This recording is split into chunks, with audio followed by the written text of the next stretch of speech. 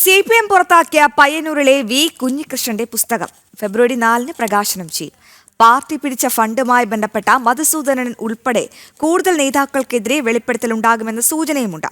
അതേസമയം പിരിച്ച പണത്തിന്റെ കണക്കിലെ പൊരുത്തക്കേടുകളിൽ വ്യക്തത വേണമെന്ന് പയ്യന്നൂർ ഏരിയ കമ്മിറ്റിയിലെ 10 ലോക്കൽ കമ്മിറ്റികളും ആവശ്യപ്പെട്ടിട്ടുണ്ട്.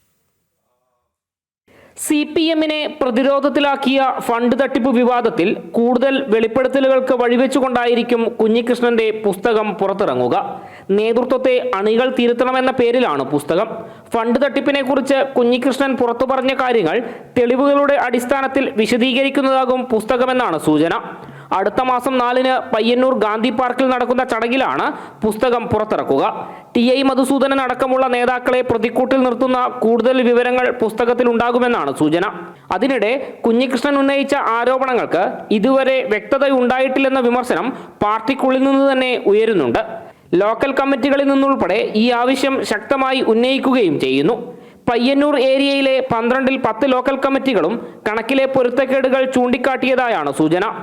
കുഞ്ഞികൃഷ്ണനെതിരായ പാർട്ടി നടപടി അംഗീകരിക്കുന്നുണ്ടെങ്കിലും കീഴ്ഘടകത്തിന് ഇതുവരെ കണക്കുകളിലെ പൊരുത്തക്കേടുകൾ ബോധ്യപ്പെട്ടിട്ടില്ല. ജനം, കണ്ണൂർ.